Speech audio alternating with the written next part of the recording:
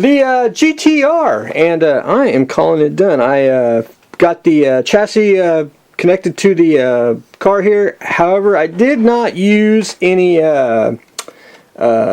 model glue. I used crystal clear. I don't like to, especially on model chassis bodies, I don't like to use glue and really secure it. I like the crystal clear. I think it gives a nice bond, and if you ever need to pop into the car itself, at least you can break it apart if you need to get back in to the inside of the car. But anyway, there's the side. Let's make sure hopefully I got everything. The license plates, I'm going to send them to you. They're going to be still on the sprue. If you ever get any custom plates you want for it, at least you'll have the plates you can put on it. So I'll leave that off for your discretion. But I believe I got everything on. Hopefully I got everything cleaned off best I could. We should be good to go. So I'll be ready to get this out to you by Monday. So GTR officially done. And a very fun model. The Aoshima kits really are pretty decent. The bottom, there's one thing I want to show you. Is right there in the front. If you see a little bit of a gap, that's because it fits, but it really doesn't either. And I just tacked it in. You can barely notice it once you see it on the actual ground. I mean, it doesn't interfere with nothing. Just easier, again, if you need to go inside, you can pop it apart, and doesn't damage the car, and if you need to get inside, you can. But anyways, there's that. Very fun build. Now it probably may look different with the bright lights on, but it looks pretty darn sharp. So anyway, we are ready to rock and roll on the next project. The David Pearson race car, I finished it as well. I got the mast off, got the future on. There's one part on here that I ain't real happy, but I'm going to leave it because I don't think if I mess with it anymore, I'll probably might screw it up. It should be a little more curved here on the triangle. I got a little more what's it called? Straight and kind of a little crooked. Not too bad. It wanted to bleed just a little bit. I couldn't get it any straighter, so I'm just going to leave it. That's from, I think it may have been from, I didn't sand the hood all the way down. I basically stopped right about there. I probably should have went all the way, but we're going to go with it. There's two little resin light things. I left them. They're still in the box, so you'll have to paint them. Pretty much any. I didn't use any fancy red, so crimson red or not a bright red, but if you ever see a dark crimson red, it should match up fine, even in acrylic. I shot a bunch of future on it, so we were good to go. I did put the glass in.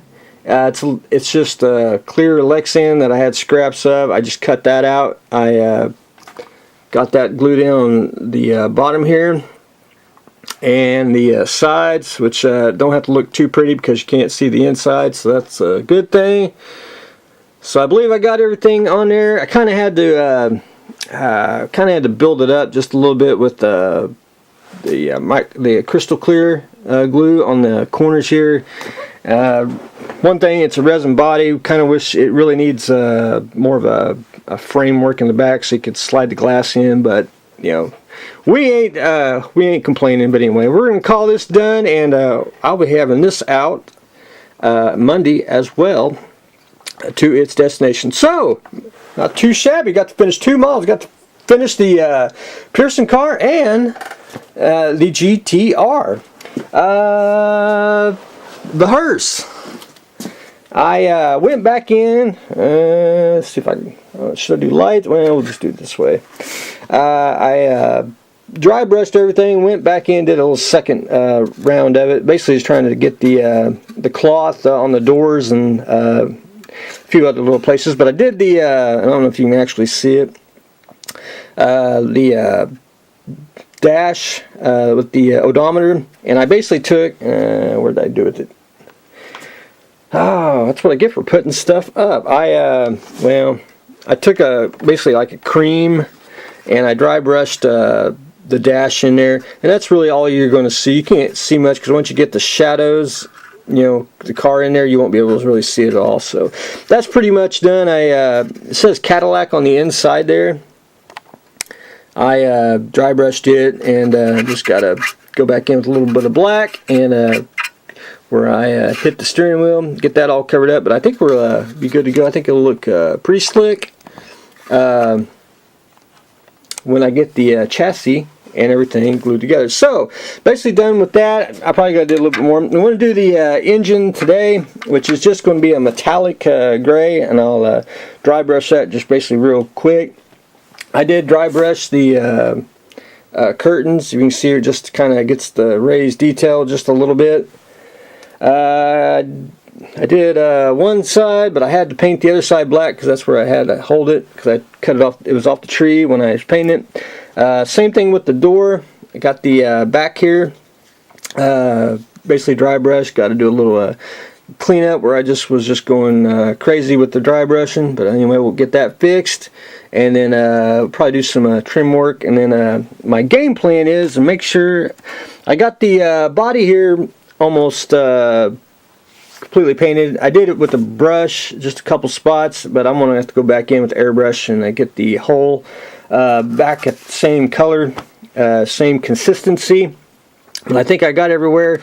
I would like to, I'm probably going to flip it over. I'll probably dry brush a little bit on the inside here just to give it a little, you ain't gonna see underneath, so I just give it a little bit of color in there. And then I like to get the glass in, get that secured, and which I'll probably, once I get the glass in, I'll probably have to wait a couple days, and then I'll be able to mask it and then assemble the chassis there, and then start doing the basically detail work. But anyway, that's the game plan, so hopefully I can get that accomplished today, if not tomorrow.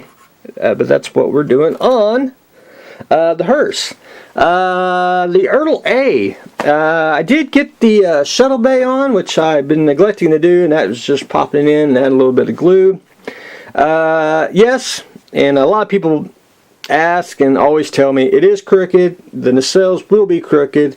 It's the piss poor design of the kit, but I did it also that way because it's easy to assemble and reassemble once I ship it, but it's actually very sturdy, and that's really what I want. It's not really that bad. I mean, if you have it at certain angles, you can see it, but if not, you know, it we'll just say it's battle damaged from a movie. But anyway, I did get that on, and I went ahead and built the little shuttle. Yes, everyone always tells me the shuttle's not in skill with it. I understand. This is the Ertl one. We can't complain. And I can remember buying this kit and putting the shuttle together. I always remember that for some reason. But anyway, I think it's pretty slick. But it's in scale. If you're way out here, there's always, you know, always room in science fiction for scale. But anyway, got that. Basically went back in, did a little tulip work. You can see on the bridge there, and I did some around the neck. I got to do a little bit more. I'm pretty much satisfied. There's going to be one seam, and that's going to be pretty much this right through here. I'm not going to worry about it because it is the Aztec one. If I started to sand it, I mean, you'd have half Aztec, half not, you know, like that. And you'll probably may see one on the nacelle here. It's very faint, but I think the accretion decals will take care of it. But anyway, I'm going to paint, and I'm going to cheat. And where is it? Ah, we're going to cheat. That's my Ertl A base color. So we're going to use a little bit of white, and then the decals will probably, of course I got to paint a couple areas, but that'll be basically the base coat. But I got to, after I get everything, I got to light block a few things around the saucer, so we got to do that first before we get the base coat on, and then I got to mask off a few areas. But anyway, we'll get there slowly, but surely. We're working on the Ertl A, the winging on. I'm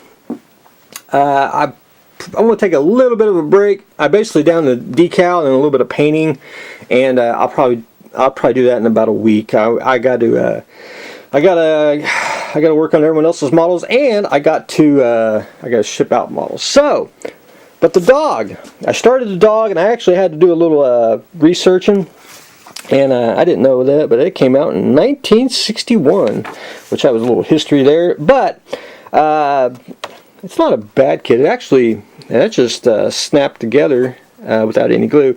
I'm not going to actually use model glue. I'll probably use model glue for the organs, maybe, which I haven't got there yet.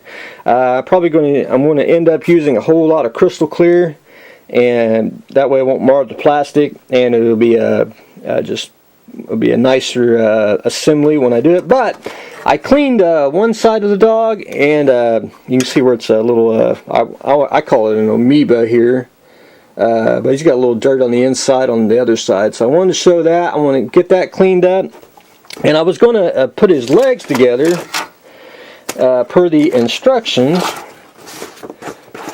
Oh, come on now. I had it. You put the legs on, but I stopped because if you notice he's got a little vein that goes on here. I got to paint it first. So what I am going to do after I get it cleaned, I'm going to pop him off, and then I'm going to go. I'll paint it red, and then probably a little bit of blue, because it's got like where I saw it at, little blue veins, and was in here. Come on now.